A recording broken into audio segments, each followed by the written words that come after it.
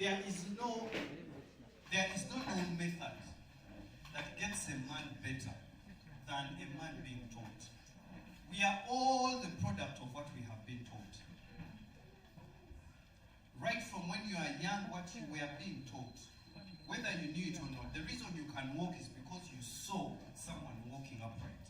If you had grown up with dogs, you'd be walking on your 4 feet. I'm serious. The reason some of us can speak some little English is because we were taught. So you're not wasting your time when you come to a training. And someone who chooses to teach you or to make a space for you to be taught, and even will pay for your food, is because they want you better. They want your life better, and when your life is better, your children's life is going to get better. I will be honest, I have gotten far more opportunities because my dad was educated and he took me to school more than some of my cousins who are in Kawa who didn't go to school. Because frankly, they weren't provided. It's the grace of God. Now, God in his wisdom has enabled our shepherds to want to have your life better. And so there is this space for training, for you to come and make your life better. Because your children's life is also dependent on your life being better. Do you understand?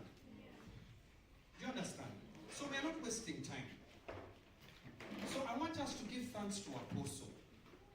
One more time. Can I hear those thanks? Yes. And also, of course, Apostle sent Pastor Chris and Pastor Jim Kawesa. Because if they were not faithful servants, they would be sent to do something and they'll never do it. It will never get to you. That happens all the time. We see it a lot in politics, where they send, the government tells us that, oh, I'm so sorry, where they say they released a certain amount of money, but then you've seen chairman here, Pastor Chairman here was talking about Balaam walking around, Minister Balaam, and you've seen how yesterday I was amazed they were showing a toilet of 350 million. As someone who's building, I know that probably that toilet and where it is probably did not cost more than 12 million. And they can't account for 350 million. So that's a leader who's not faithful. But I want to thank God for Pastor Chris and Pastor Jean, who are faithful, that they have called us, they have fed us, and they have given us this space, so that hopefully your life can get better. And if your life gets better, guess whose life gets better? Your children's children. So you're not here by mistake. God loves you so much that you're here to hear, maybe even just sneak off one word that is going to completely turn around all your generations where you are. Yeah. So I'd like us to really, really thank God, thank our shepherds, thank our pastors. Are you ready now to receive? Are you ready to receive? All right. So we are going to be sharing 3. There are many, based on the book, and I want all of us to get this book. Okay? You know we are sharing from this book. Yeah. Pastor Tom, do we have them here for sale? Let me just find out. But today, if they come, as soon as they arrive, I'll let you know. But this is the book. And I want you to make it your annual goal. That means your this year's goal. To get this book first, to read this book, then to study this book, then to study it a bit more. The only way you know that you've understood is when you're doing. Don't try to look, let me give you, can I give you a trick about reading a book and making the most of it? Can I give you a trick? I give you a trick. When you get a book, like if you get a book like this, just go in with one thing. Try and see, what can I do immediately from this book in my life? First start with that. Then when you're doing one thing, then come back again. So it means that if you get that thing that can change your life, that you can start to do immediately in chapter 1, rest the book. And then first do that cut thing. Then when you are like that, then you can come back and say, now let me get another one. Do you understand? Which together?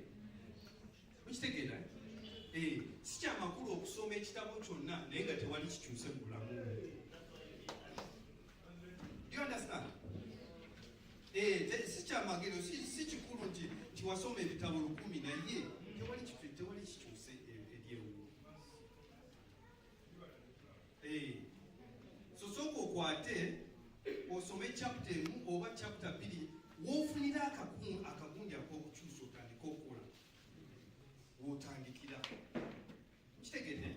Otyo bw'osoma ekitabo ne kikukyusa naye tosoma kitabo lwa kusoma kitabo. Soma ekitabo kikukyuse. Because for me this is our opportunity. You know how many of us have sat down in Apostle's office to talk to him? You see it? You see? But guess what? This is Apostle talking to you.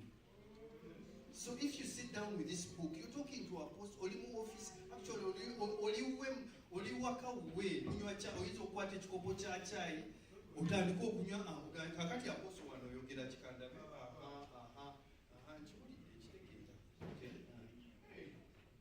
That's how you talk to big people who you can't meet. So to those anti go to sola kusika na muntu mukuru. All right. So we are going to we are going to just do 3 of the 7 secrets to excellence in serving. Can someone say that? Secrets to excellence in serving. Secrets to excellence in serving. Do you know what that means? Excellence in serving. That when you're serving, you do it so well. Do you want to be the kind of person who, when you do something, you do it so well that everyone knows you about it? You are the top in the country. You are among the top 10. When they are calling, when they want to know who is, like, who can read. You know, that can be even just a big thing. Who can read? That's how you have news readers. Not everyone can read. And so if you want to be among those, if you want to be a musician, like I can see Best Babies here, and they are calling you everywhere to play bass.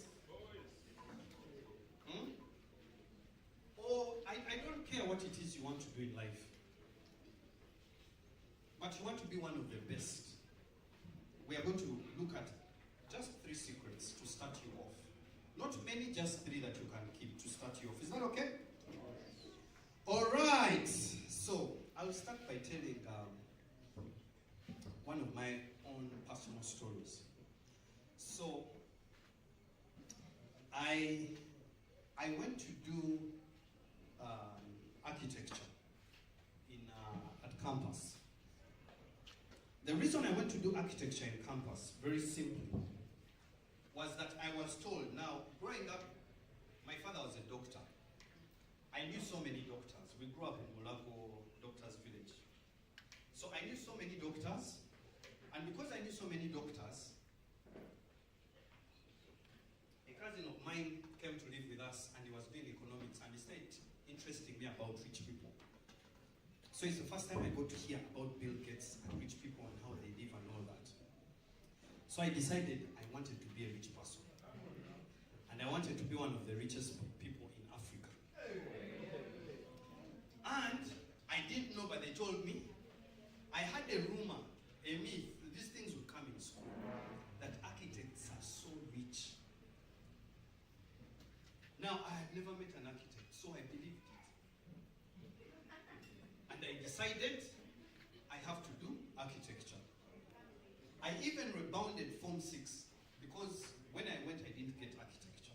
So I came back a second time, and then I got architecture. Now, when I got architecture, I got architecture. So first year, second year. Towards the end of second year, I learned across, I start to notice, I read the book Rich Dad Poor Dad. And then I start to notice that At our faculty, there was only one old tattered Land Cruiser, an old version. And then at another faculty where we used to abuse the people, that's where the black big Land Cruisers were parked. And I'm like, I think they deceived me. But I'm going towards third year, and I'm one of the best architects. I was one of the best in my class. And I'm like, and I went to architecture. I fought my father to go there. Now, I can't change. It's too late. Now I have to stay here, but I see the Land Cruisers on the other side, not this side. Now I am confused. So, with Rich Dad, Poor Dad, in third year I decided I was starting a business with 4 of my friends. And so by the time we finished architecture school, we start a cafe. That's a coffee shop at the university. And our dream was to take that coffee shop all over Uganda. We called it Gonja. And the reason I'm telling you this story, I was just giving you a small background, is that when we opened this coffee shop, it quickly became successful. And I was serving in the shop. I was one of those who was what they call, when they call you a waiter. Really, a waiter is also a servant. You're serving people, isn't it? And so we used to serve people.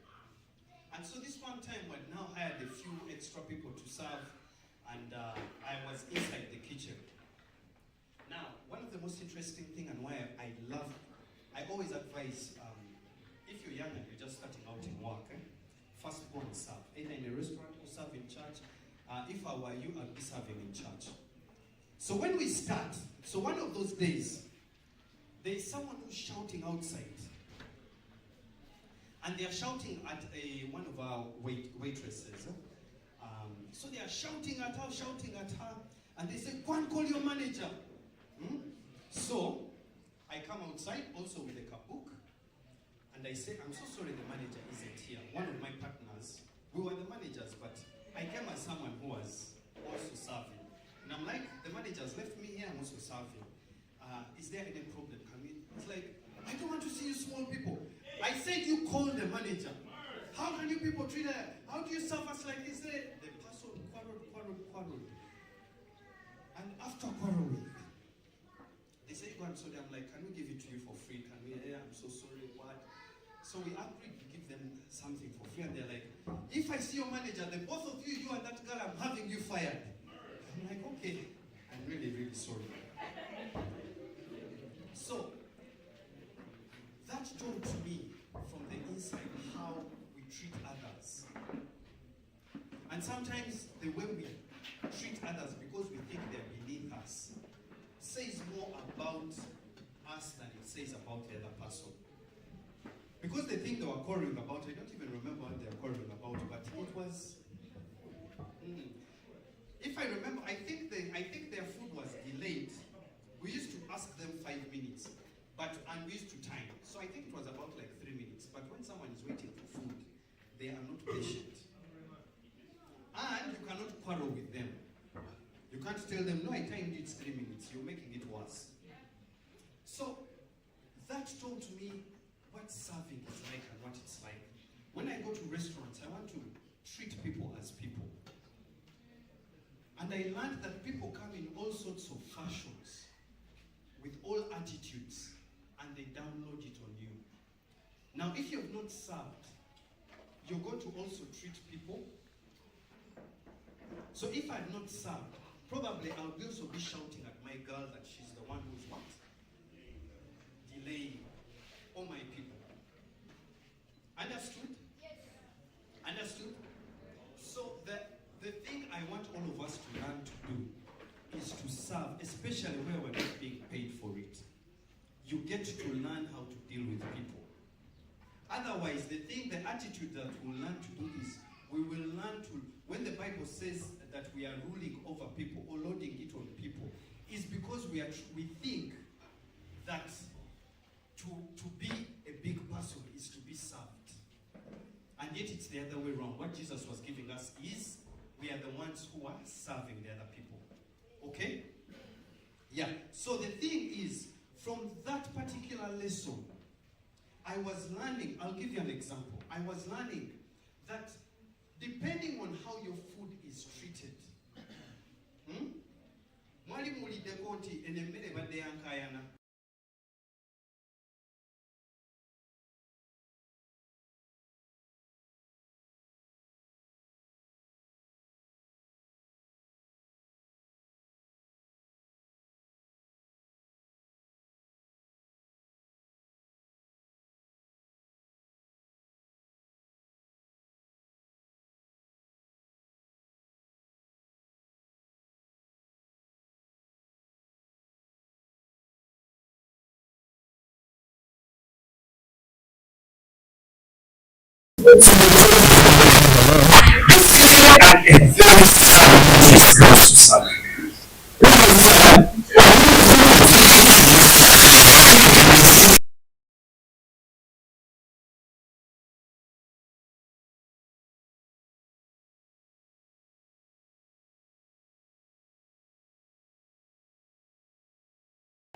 Josh, come. Pascal, come quickly. We don't have time. We don't have time. I am not the one who chose you. Public demand. Josh is a very good friend of mine. That's why I can call him. First look sad.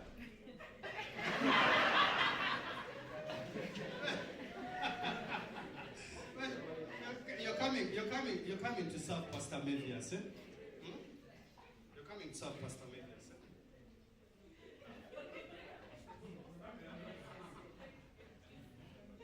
You're coming to serve Pastor Mevias, eh? Now, you go looking sad. Okay, imagine she's the landlord. You go looking sad. Chikaje. Guys, who can't laugh? Please come. Please come. Your hand is up. Please come. Please come. Please come quickly. So what's up? She's not. So now you go and serve her sadly. So now you're a sad waitress. You go and serve her sadly.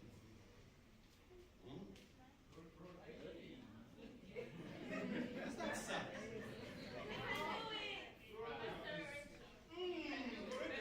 Pastor Rachel. Hey, Pastor Rachel, come and we try. You're going to serve. You go and serve her, anointed and sad.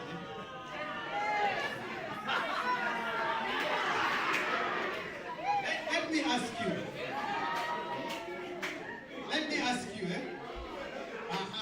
Thank you very much. You done very well. So, immediately, she's going to begin to wonder, is everything okay? Isn't it? If you are the one who was being served like that, you're going to wonder, chichi. So she decides, it's okay. I will continue to try to order. But then when she brings the drinks, she's even sadder. Now imagine the third time, when now the whole orders come, and now first come. Now you're going to serve her when you're crying and wailing. Where's our food? There. Now she's going to serve her the third time. With all her friends, now you go. Crying and wailing.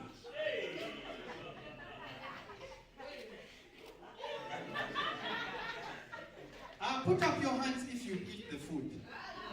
Put up your hands if you eat the food. People, how many would eat the food? How many would eat the food? I am told that bachelors here will on sound team.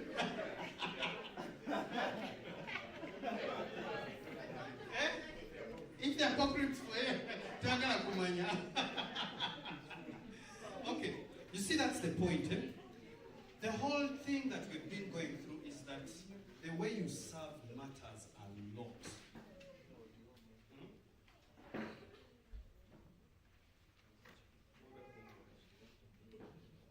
Are you the one coming smiling? Please come at least while you're smiling. Because now you're scared. Really, what I'm trying to say is that the way you serve matters. It's not just serving. When they've asked you to serve, it's not about you that you've arranged the chairs. It is how did you what? How did you what? How did you do what you were asked to do? Or what you're in charge of doing? It matters a lot how you serve. Have you understood? It's not about serving. It's not about showing up. It's also about how you do it. You see, there are a few examples that Apostle gave in the book here. And before we go to the examples, I want us to first read the scripture. Can we go to Nehemiah chapter 2, verse 1? Can we read together? And it came to pass in the month of Nisan. That's not a guy. It's not a guy. And in the 20th year of King Atta what? You see why it's important to go to school? King Artaxerxes. When wine was before him, that I took the wine and gave it to the king. Now, I had never been sad in his presence before. You see what Nehemiah is saying? He has never been sad.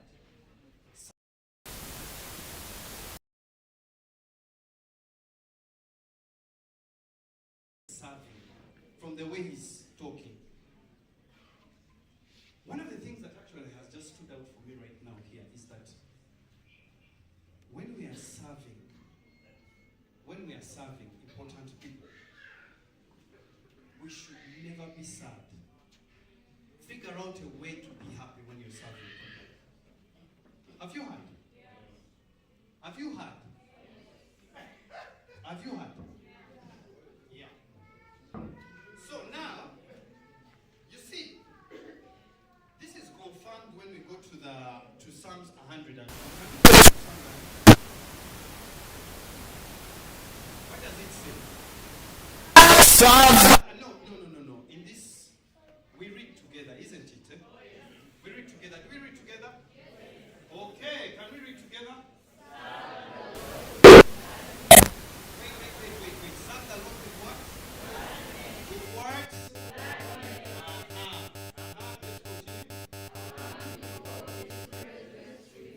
Come before his presence with singing. Now, a long time ago, not a long time ago, maybe about like 7 years, that's a long time ago, eh? I was in a partnership with someone who was so far away from God. Actually, he was a self-professed atheist. Yeah, he was a Japanese, rather he was a South Korean man of Japanese nationality who had come in Uganda to do business. And I happened to be his partner here. We were doing business together. We were in the same office. This guy was such a perfectionist. He was a Japanese guy. He was such a perfectionist that working in Uganda used to tick him off. What I mean is that when you had a meeting at 10, he expected you to come 10 minutes before. And so 9 minutes before, he started to get annoyed. It's like, who is this guy? Our meeting is for 10. 5 minutes before, he's like, call them, cancel the meeting. Tell them we can't meet. Because his understanding is that you come, you sit down, when it's 10 like this, now you're talking. The meeting starts. You don't show up at 10 to start. You understand? So many things about Uganda used to tick him off.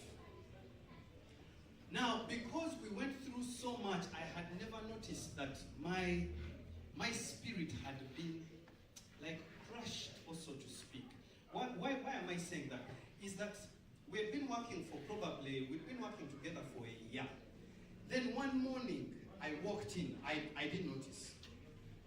He stopped me and he's like, Davey, what has happened? What's good?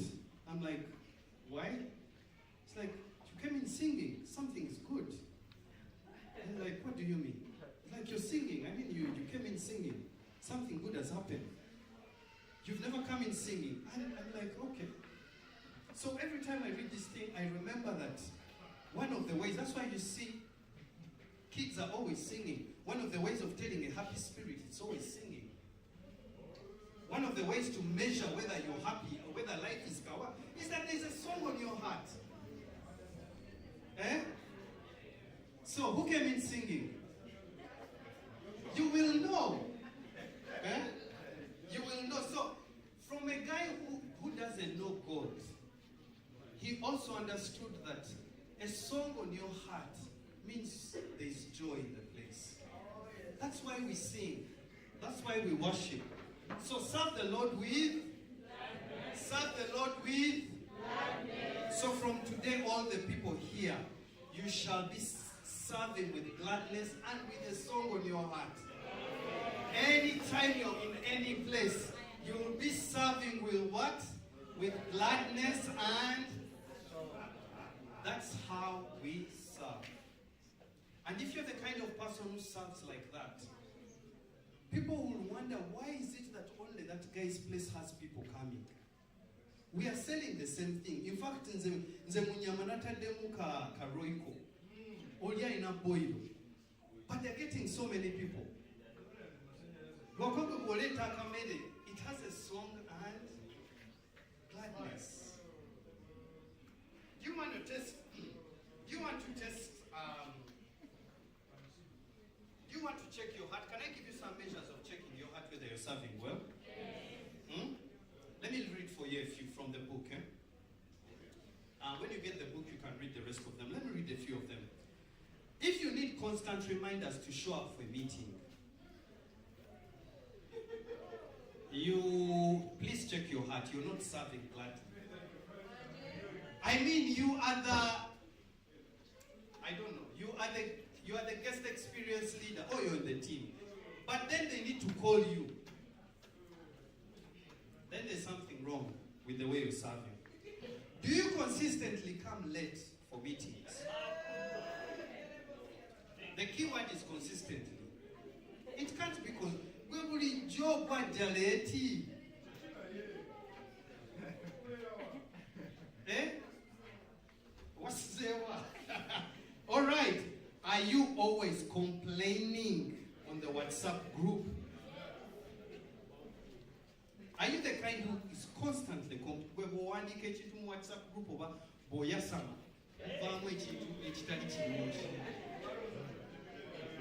Eh? Aha, baloza tetulina birala byakukola. Bana mwine ebirala ebyokukola naye tetunalaba kikivaayo.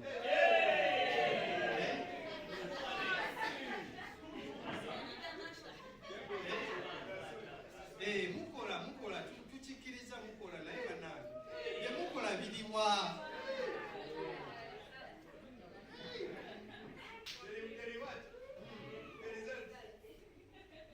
Worship harvest ekola buli Sunday batulaga cathedral ze bazimba. Ettafaali lyo liriwa. Akasawo ka cement kaliwa. Tulageeko. Kati, eh? All right. One of the last things I want to share about this thing of serving gladness is the thing about attitude. You know what attitude is? Mwali muchuliddeko ekigambo attitude. Let me read it as Apostle defined it here. I thought Apostle did a good job in the way he defined it. He said that attitude is the inward posture of the heart that shapes how we think, speak, and act. I like that he said think and oza. Speak, echiva mukamwa. Act, ebikolwa. Ebyo byonna bikulaga ekiri mu mutima. Mukiwulidde? Yes. And on that, let me tell you a story. Can I tell you a small story? Yeah. Muchimanyi ndi muzimbi. I'm a builder. I build. It's where I get the breaks. It's what I studied. I already told you I did architecture. And so one of the things I worked on is how they built Rubaga Cathedral. It was my thesis. I got to study right from Egypt, how they were building, right up to, Rubaga Cathedral is also a product of the Egyptians. Okay, you don't know, but it's a very long story, and I'm not going to go into it here. Someday, because what was on my heart is to probably do a series about buildings, especially church buildings. They are incredible, what a human being can conjure up. So here at Rubaga Cathedral, the cathedral that you see, in summary, they first went and did a sample of an arm. Because it's like a cross. So they did like a wing. They first did a sample. And that sample is at Villa Maria in Masaka. That's where one of those first samples, that's where they did that. Then they came in Kisubi and they did a trial cathedral. At Kisubi, where there is the vocational training. That vocational training in Kisubi, they used to build cars, build houses, all those things, fashion bricks and all those. So they first did samples there, even the bricks. The number of many nice, intricate bricks that they did. So when they finished, they used to ferry the bricks from on their head. Even the Prime Minister, Stanislas Mugwanya,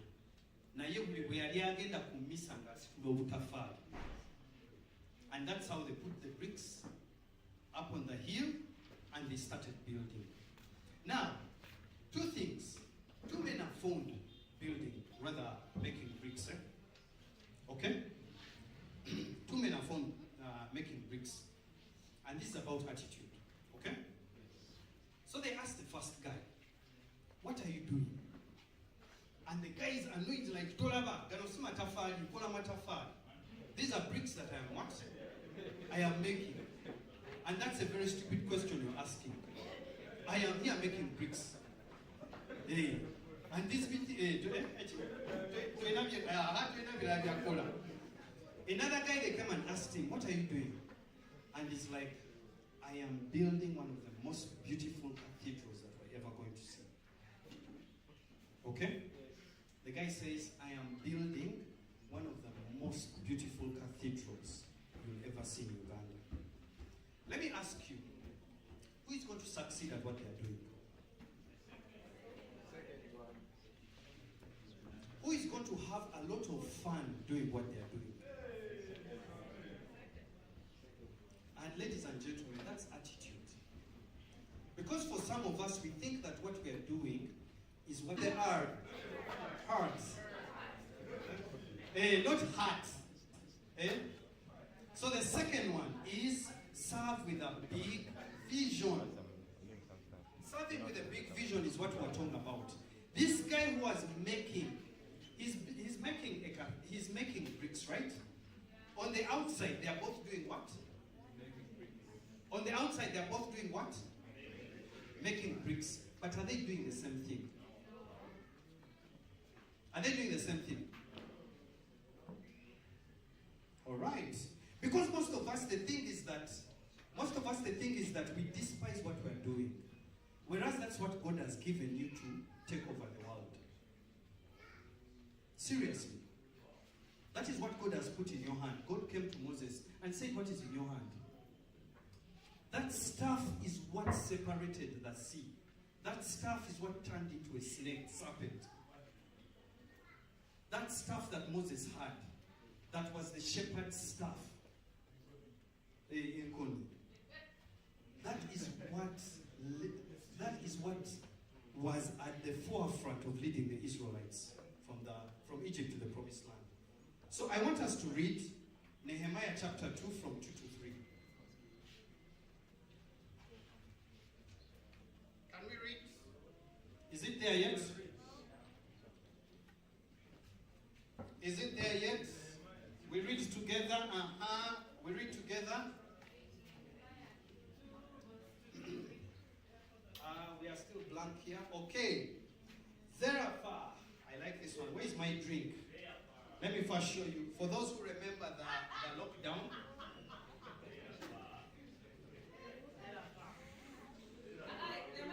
the microphone is far.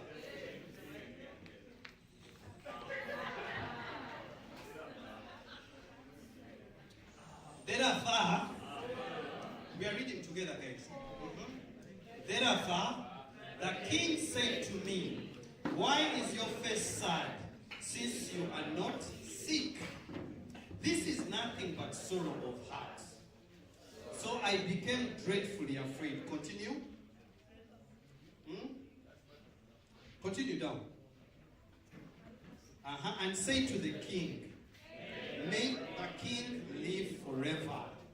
Why should my face not be sad, when the city, the place of my father's tombs, lies waste, and its gates are burned with fire? So we know, Ebikulu, this is what this verse is telling us. Here is Nehemiah, who's a cupbearer. A cupbearer, my colleagues, Pastor Harold and Pastor Mark, had already hinted at all those things, so we don't need to get into details.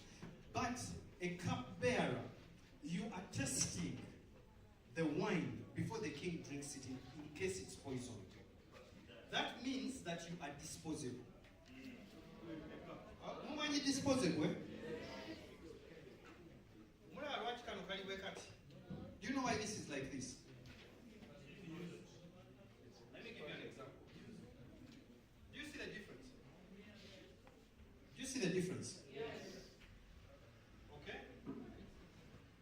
This is what you call disposable. Use once. And you do what? You throw. Okay? Use once and you throw. As a cupbearer, you who are supposed to test for poison, it means you're disposable. Because anytime they put poison, it means you die. Anytime they put in poison, you die. Then another one comes. Because the one, that picture there, this is the king. Okay? This is the king. King Artaxerxes. Artaxerxes. This is Nehemiah. You understand? In other words, the king must live forever.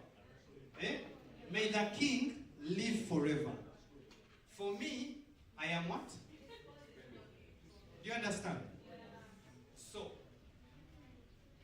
So with that, knowing that that's the cupbearer, his job is not a glorified job.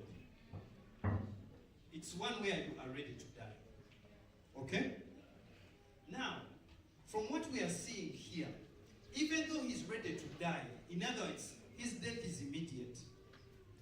But in his heart, he has a big dream. Most cases when people know that they are about to die, they don't do big things.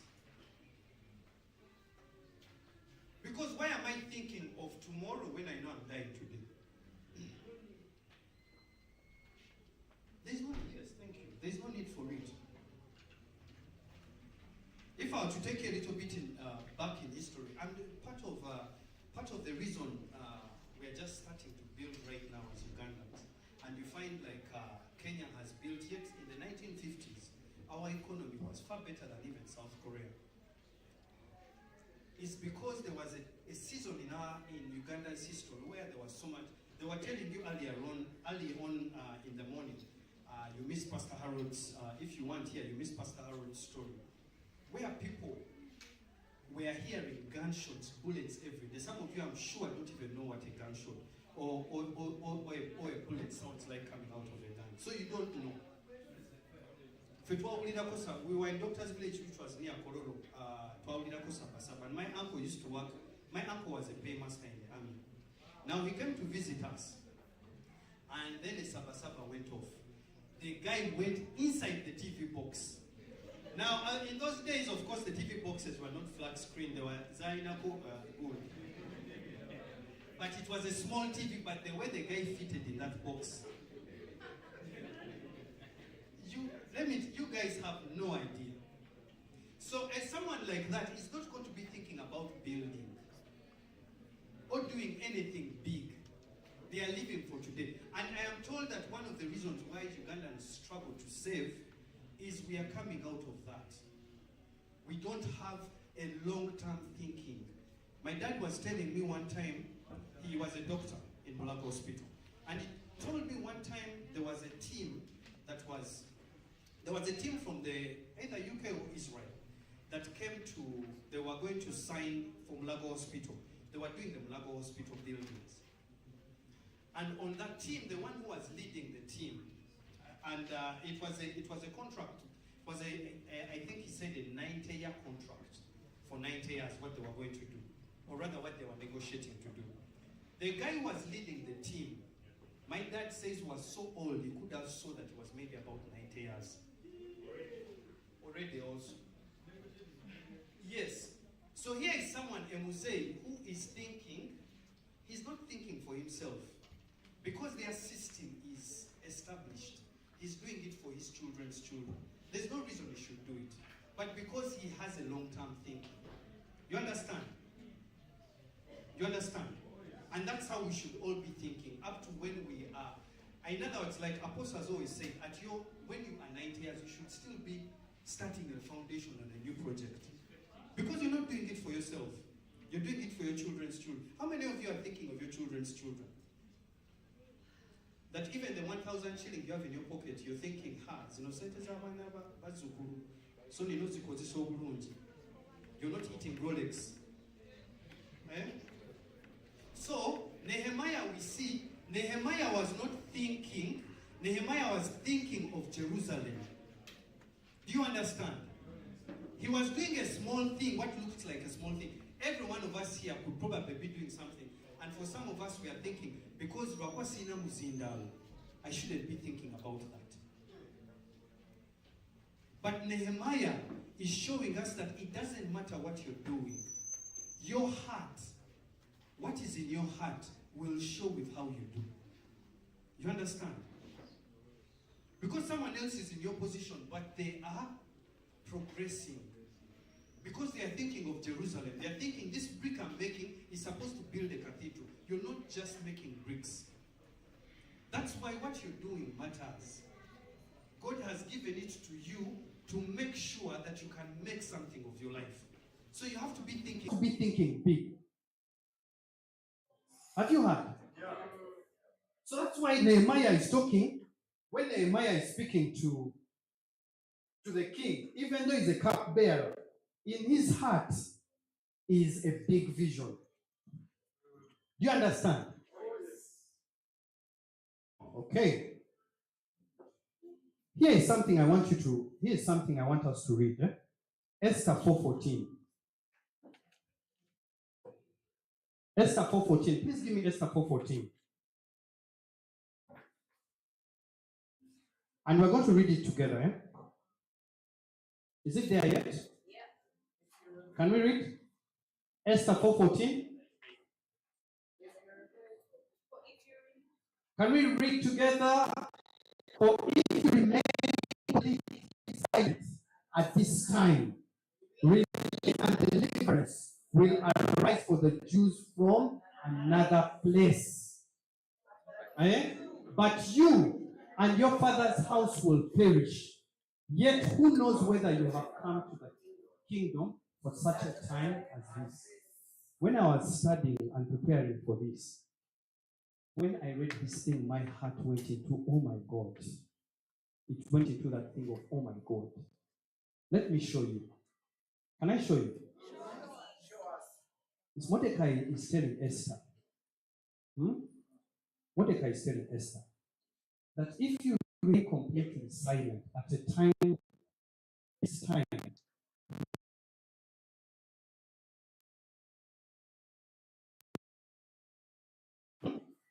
God, at a time like this, God has put you where you are, that many other people and nations shall be saved. You are not here by mistake. You are not where you are by mistake. But here is the thing. If you do not use what you have, however little it is, God can raise someone else in your place with the same thing. who will do a great thing. And guess what? Guess what astonished me the most? But your father's house will perish. Let me ask you, who remembers their great-great-grandfather 100 years from now? 100 years behind. Okay, who knows their great-grandfather's name?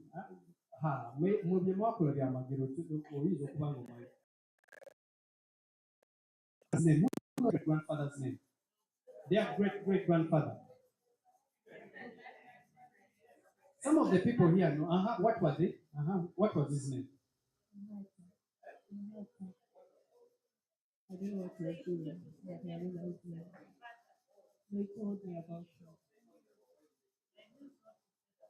I think we're just having a conversation at home, and I just told you about you. Who else? Whose other hand did I see up? Hey, Dr. Nash. How come you know your? He was a Jew.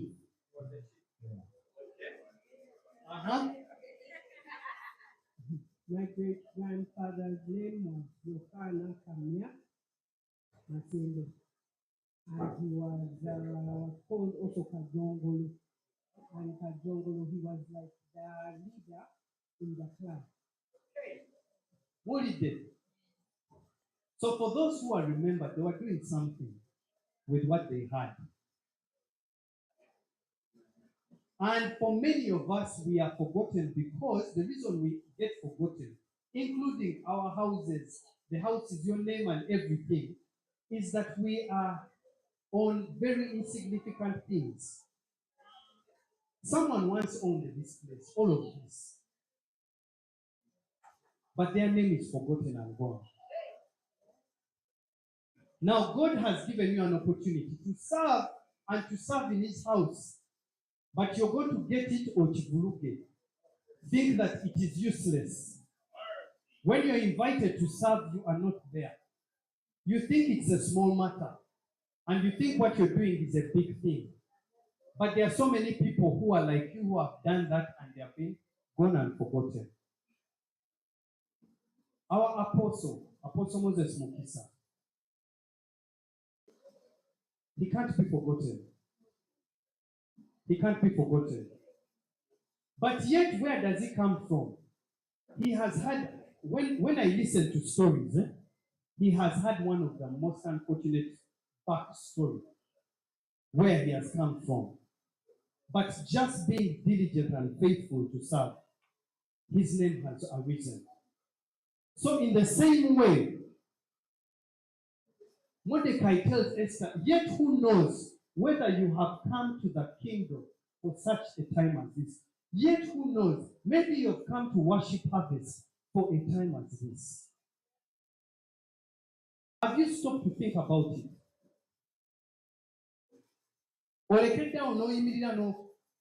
Maybe.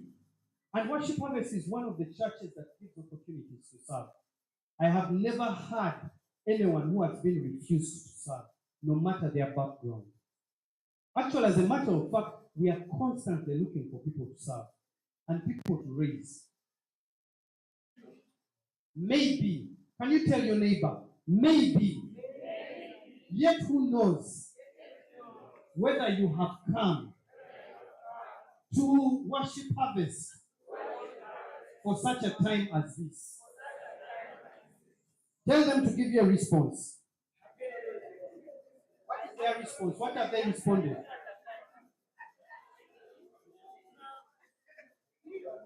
What have they said? Who got an answer? Eh? You can explain. So our second point is serve with a big vision. Number 3, as we close, serve with time consciousness. Write it down. Serve with what? Some of us think we are here forever, especially when you're young. You know, one of my undoing, from the time I started school, when I was in P1, when I was in nursery, P1, Maybe because my mother was a teacher, I started everything early. So all the classes I went to, I was always the youngest. Lately, it surprises me, and sometimes I can't even believe it when I am the oldest person. And so, when I look at other young kids who are thinking that we are too young to know who they, I'm like, Manange. It's a trap. It's like this, because I remember myself running in primary school. I can see myself. And now when I think, I go to spaces and I'm the oldest person, and I'm a senior citizen in Uganda, I can't believe it. We have let me tell you, you have a very short window of time to be effective. But the thing about being young and youthful is that it looks like one or two good day.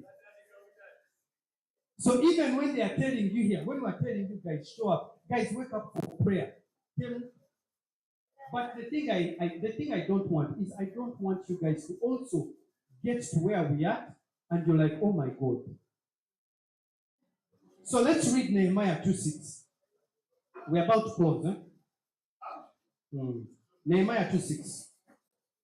Are we there? Nehemiah 2:6. I need us to be fast. Then the king said to me, the queen also sitting beside him, how long will your journey be? And when will you return? So it pleased the king to send me. And the last word he says, and I set him a time. Media team has not yet gotten there.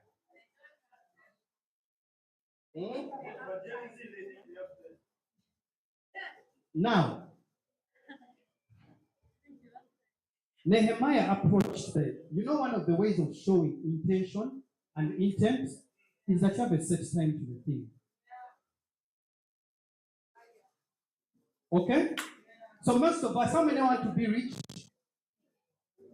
I think you can see.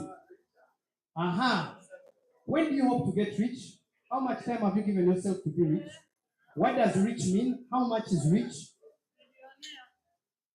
Do you have all those answers?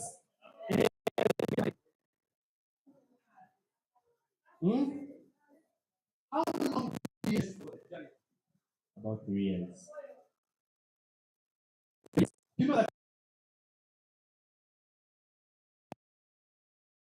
you don't know what, even today morning, you probably didn't know what you wanted to do, even when they had invited you for FOB training, is because you don't have a schedule.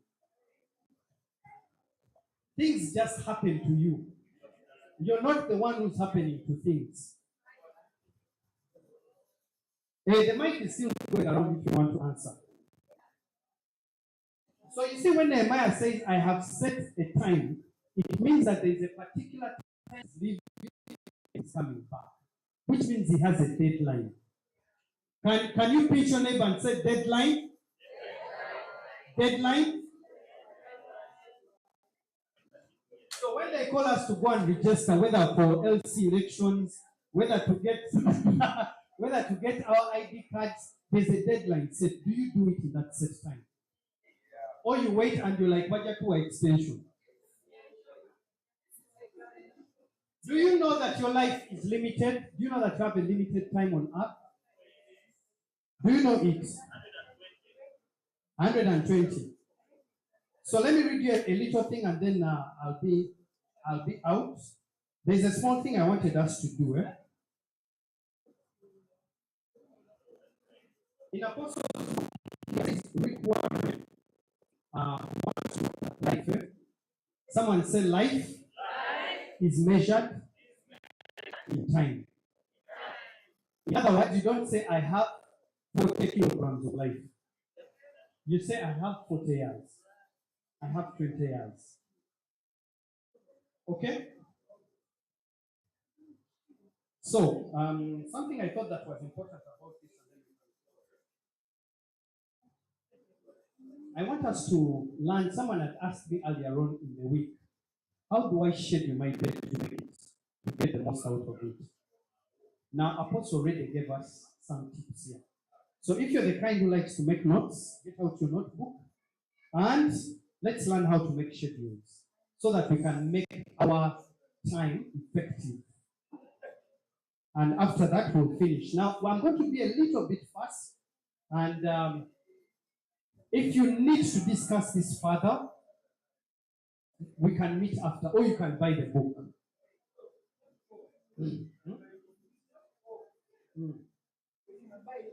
Buy the book.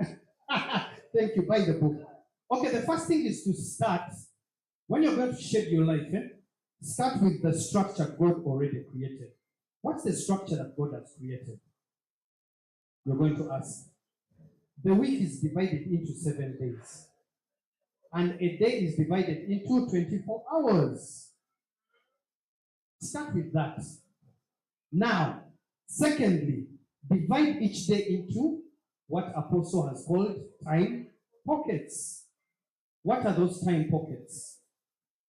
Early morning, 6 a.m. to 10 a.m. is the first time pocket. So early morning, 6 a.m. to 10 a.m. is a time pocket. Then the next time pocket is mid-morning, which is 10 a.m. to 1 p.m. So number one, you have 7 days, 24 hours a day. Second one, you have time pockets, 4 time pockets, which is early morning, mid-morning, and then afternoon. Afternoon is from 2 p.m. to 5 p.m. Then the last one is evening, which is 6 p.m. to 9 p.m. So we have early morning, mid-morning, afternoon, and evening. Your life lives in those time pockets. Okay? So this gives you 4 pockets of productivity. Now, when you multiply these 4 daily by 5 days, you end up with 20 of time in a week. Number 3. So now you have your time pockets. Now, plan your week according to those time pockets. It's very simple. Know what you're going to do in the morning time pocket. Know what you do in the lunchtime pocket. Know what you're going to do afternoon. Know what you're going to do in the evening. Schedule your time around those. Okay? Now, the next one. Let me read this because I thought this was important.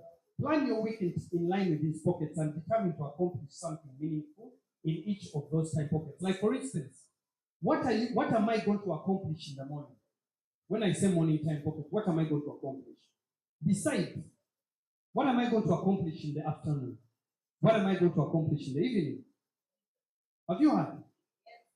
Determine, write it down. Say in the morning, I am going to finish this. Mid-morning, I finish this. Afternoon, finish this. Evening, finish this. Most of us waste time trying to plan for the whole day. And you find that the whole day has gone.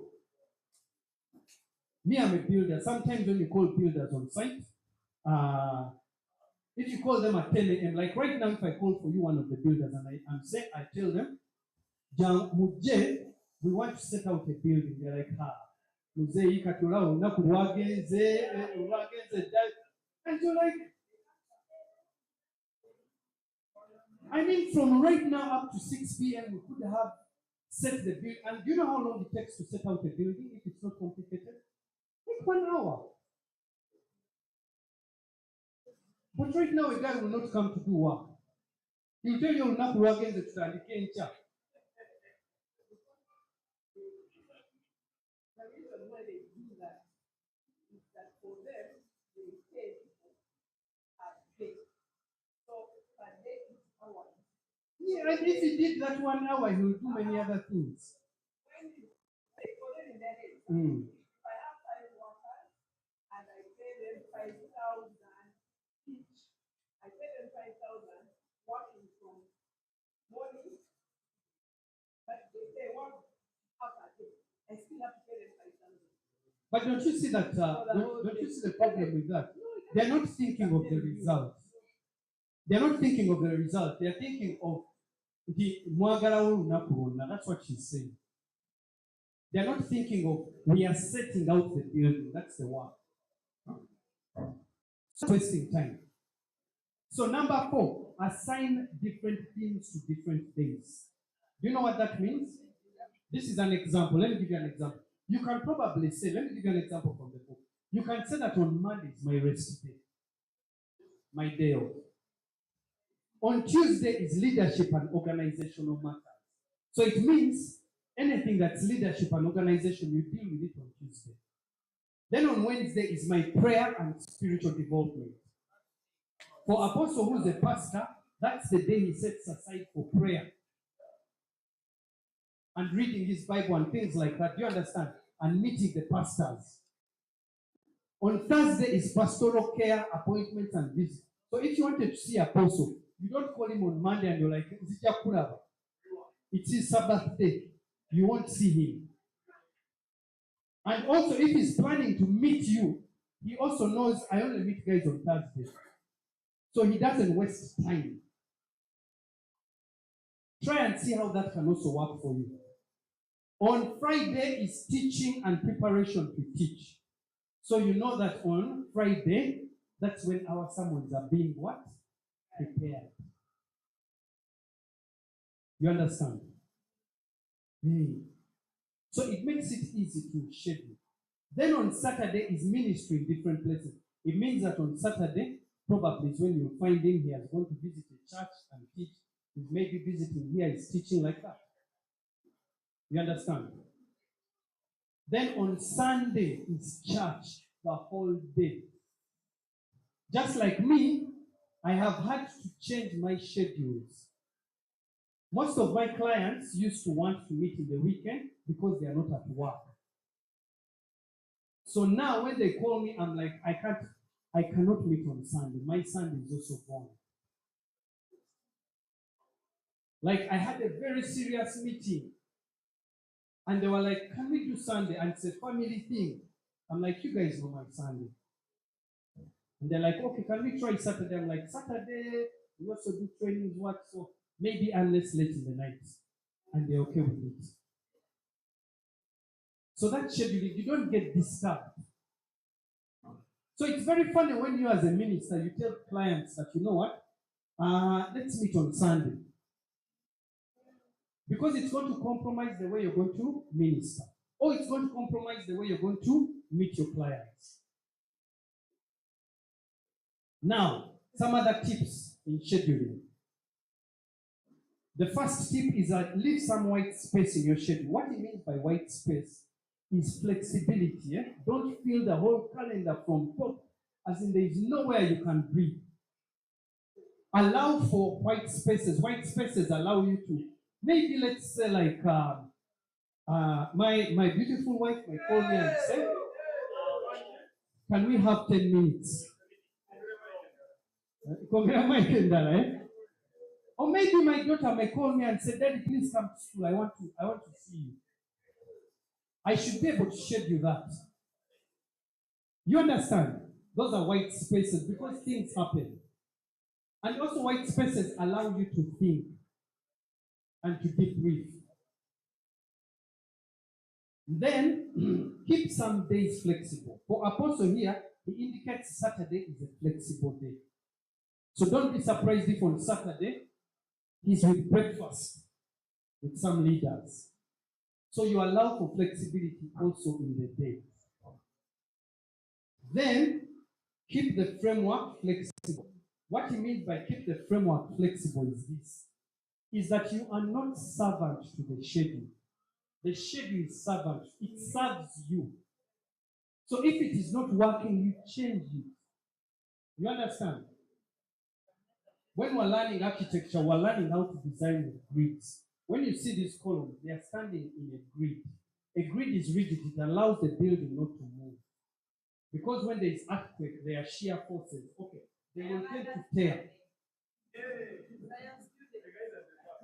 So when we are designing buildings, especially when they are complicated, we use grids.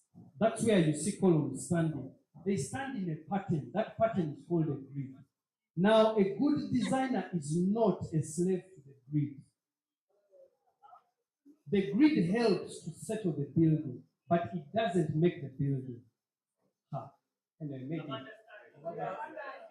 understood. Sorry, my example, I can only get from what I know. Okay, let me give you an example. Every one of you works with. You know that everything we have learned in buildings and what is from a human being. You see the skeleton, eh? The skeleton serves the body. That's why your hand can do all these things. Eh? But inside it's rigid. You're not like a mosquito or like a fly. A fly is rigid, so it can only stay where it is. Because the skeleton is outside. So it can only do what it's supposed to do. For you, a human being, you're so flexible that there is no. You've seen people who can swing their legs round. Because the skeleton has been made to serve you. It's supposed to serve your body. You understand? So that's what it means. It's service to you. So when you make your shade, it's supposed to serve you. Ladies and gentlemen, what are the three things? Serve with gladness of, serve with a big, and God bless you as you serve well. Thank you for listening in.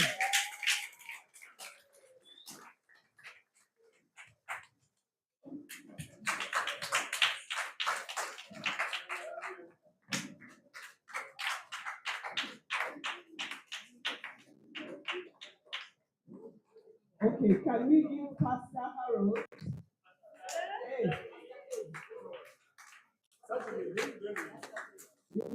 You have children. When you look for the name become confused. But all of these pastors are from WHNakawa.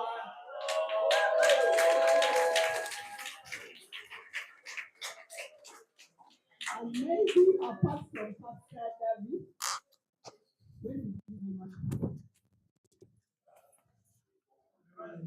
Pastor David is the only person who has been here woman. So the names become confused. Shares and listen.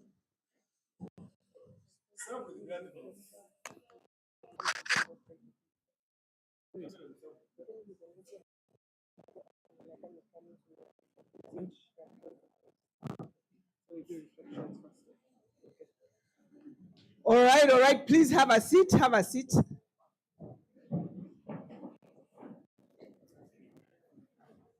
Do we have any? I don't know why these mics sound in a certain way. What is the problem? We need more meat in there. More meat lunch is also Actually, I think because there are no monitors. Huh? Yeah. A nice problem to have. I wish the people who are setting up can set it up differently. This is not going to be very nice for Pastor Chris. If you can bring monitors, bring them, because it sounds a very certain way. You know, I used to hear Apostle talking about the mics sound, no, you don't know, nasal, the mics sound hot, the mics are what, and I didn't understand it. Until I was in Worship Harvest Nakawa, and our mics were set up properly with monitors. Then I went to teach at one of our locations, and I got there, and I understood. I said, Banange, this is fun. And now I can understand that where we are right now, there is something. The thing is not sounding okay. All right. But that notwithstanding, any questions, any complications, any additions, any reflections, we have a mic, it's going to move around. Put up your hand.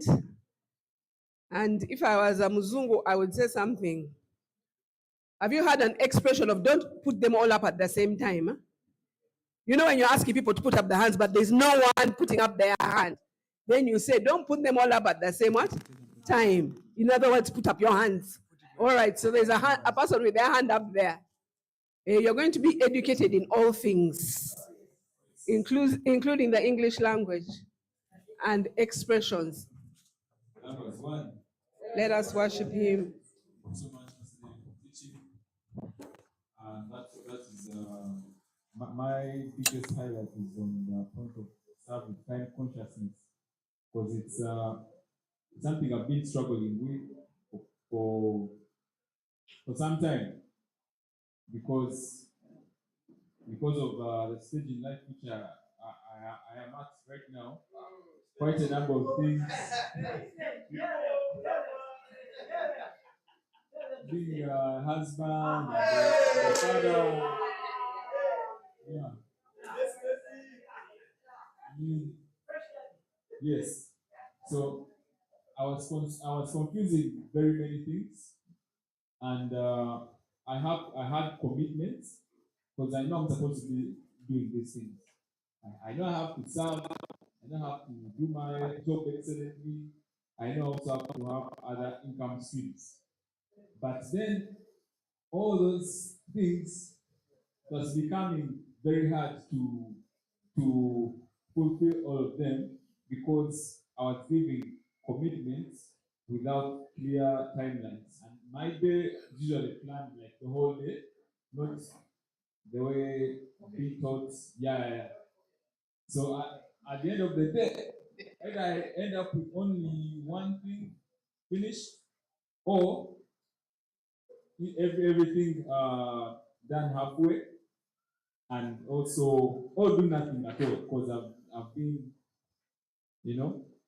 but besides that, it's a great lesson for me that I can still do all those things and be excellent in all of them, and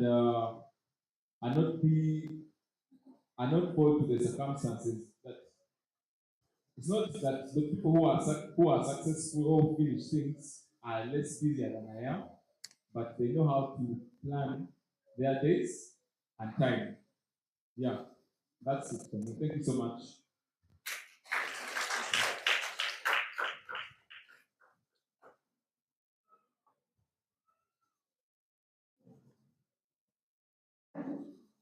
In the same spirit, my name is Simon, and the person who was teaching is my pastor.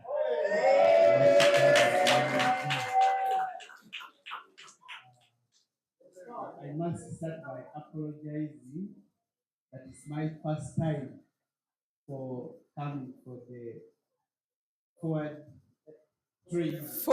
Operating base training. At least if you're going with nothing today, you go with the name. I wanted to say FOB, I wanted to summarize it as FOB. So I think a few things which he taught, but I think what was outstanding is the same as what you do.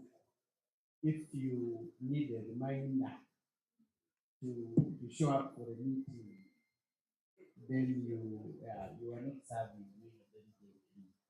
And then, so of course, I was just reflecting on my own self, but also you, many of you who are martyrs, see that most of us needed reminders to come what?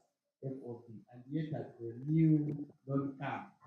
Apostles strictly say that it is going to be happening every what? Every month. So I think on behalf of others, I also apologize for that.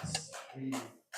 And then the other thing which I learned is that if you want the thing which you don't last is for us to have space in our schedule. The schedule to serve us, not for us to serve the what? The schedule.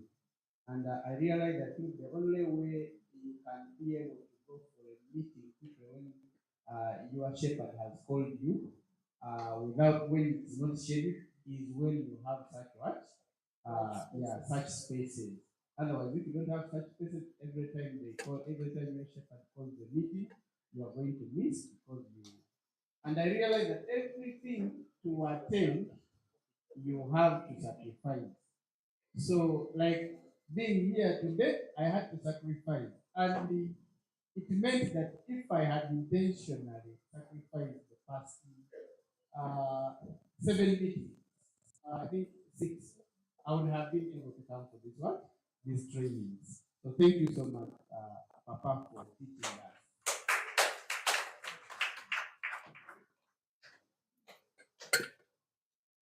Thank you. It can be this side, I don't know. Over there is no volume. Huh? These are guys at the back. Okay, start from here until there, finding who is going to speak. Thank you, Pastor David, for teaching. My question is,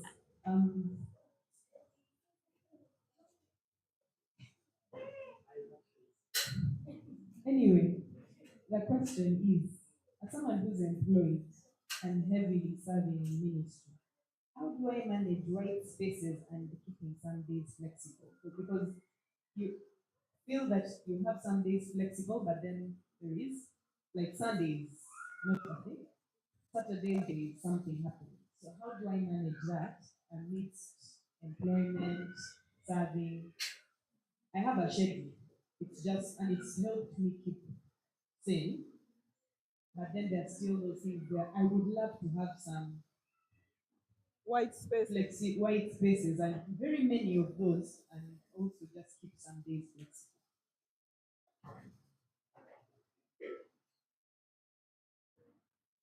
Beautiful. Thank you for the question. I am so glad Pastor Chris had answered the same question on Sunday at our anniversary. Worship Harvest Lunguja, from where the guy in red who spoke earlier comes from and serves diligently. So some of us have schedules that we didn't make because we're working somewhere else. So now how do you go about that? One of the things that our pastor emphasized is first being a diligent employee. In the book, actually, somewhere in the book, Apostle says, for some of us, this was a tip I once got from Apostle. If it takes a week to do it in 2 days. Be that kind of diligent. If it takes a year to do it in a month. Be the kind of person who's so diligent with how you do your things and how you do your work. Because, and one of the world's wealthiest man, I think Elon Musk, do you know how he works? For one of the, I think either reactor or something, he was talking to the engineers. First of all, the engineers said that it couldn't be done. So he looks at them menacingly. And it's like, you're going to do it. So while they are saying it can't be done, he's telling them, so this is how you're going to do it. Well, so while they are saying it can't be done, he's telling them how they are going to do it. And then when they say it's going to take 52 weeks, it's like you have 52 days. And so they go back and forth anyway. They do it in 52 days. Now, the thing is that for most of us, we have such a wealth of untapped resources. Or rather, we have such, the human being, and if I give you 1 day to do something, you'll do it in 1 day. Did you know that? So if you learn how to be diligent with your work, it's very easy to, because interestingly, most of the schedules that are made are usually made for an average, okay, I was about to say average idiot, but really, most of the schedules done in the world are made for average. They are not made for diligence. So that if you just put in a little effort, you're going to find that the work that is supposed to take a week is just a day's work. I know all of you have been in school before. When we were in architecture school, they would give us a week or 2 weeks. Guess when we'll do the work, majority of us? The last 2 days or the day of handing in is when you are pushing, and then you are so angry the following day, you're like, never mind, these people, they are not fair to us. But you had a whole month and you are doing nothing. The truth is that we all waste time, and then when the thing is needed, that's when you push, and then you are annoyed because you have been stretched. You haven't slept, you are angry, you are annoyed, you think that people are inconsiderate. But if you look carefully, you're actually a big time waster. And yet, if you are diligent, you're going to find that you have so much time. A lot of time you have nothing to do with it. So if we learned how to schedule, you're going to find that when you're a diligent worker, let me tell you, and that's what Pastor Chris was saying last week. When you're a diligent worker, meaning you bring your work in on time and you do it well. What they ask for in a week, you bring it in 2 days. You have so many days.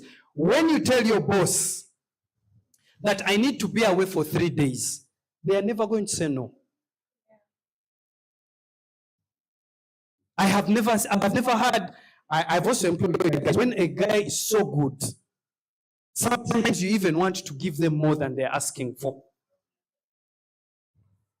But for most of us, when you reach office like this, or whatever work you've been given, you're doing everything else apart from the work. Then when the boss walks in, then you start fidgeting, trying to look like, most of us look like we are busy, but we are not busy. We like the look of it, not the real thing. You walk into offices, someone is talking and they're buying, you're like, hello, they don't even hear what they're talking about, boyfriend, girlfriend. You walk into majority of offices. There's only one girl. There's a girl we met at UCI, a nurse. She's so diligent with her work. I had to ask her why, because she does work for like 4 people. When she's on road, things run fast. There are no lines, there's nothing. So I want to ask her, how come you work like this? And she's like, maybe it's the people I was trained. So I'm not going to tell you who and what the group of people who trained her, because I don't want it to sound racist. But there was a caliber of people who trained her. And so when you meet her and the way she works, I found that most people hated her because she is. Hey. And I liked her because of that. And because of that, and the service we got at Mulago, when my mother was being nursed, she runs things so fast and runs the whole department so fast. When she's on road, you know. So that's an answer to that. If we learned to schedule, our apostle has always said, a good way of being excellent and successful at your work, arrive on time. What time did you arrive here, for instance? Because you're going to say that we are delaying you here, yet you came 2 hours late. But you're going to be complaining you're being delayed. So first, arrive on time. Don't be a time waster. One of the things I learned is that if you want to measure or see how respectful people are of you, is how they value time. Someone doesn't respect. That's why you see, when you go for a job interview, when you really want a job, and tell you it's 8 o'clock, you arrive at 6 a.m., even if it's raining. But then when you get the job, you start calling your boss that it was raining today, there was a lot of jam. You see very stupid things. So for most of us, it's just attitude. Arrive on time. Smile. Smile. You remember serving with gladness of heart? How many people have you gone that they serve you and they are annoyed and you're like, Kati, what was the church akulese kumulimo? Why did you come if you're angry? Because I've come to be served and you are sozaring. Ladies and gentlemen, Papa, Pastor Chris,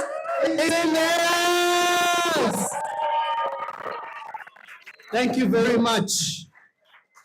Then lastly, do the work that has taken you there, and you'll do well. I hope I've answered your question. Thank you.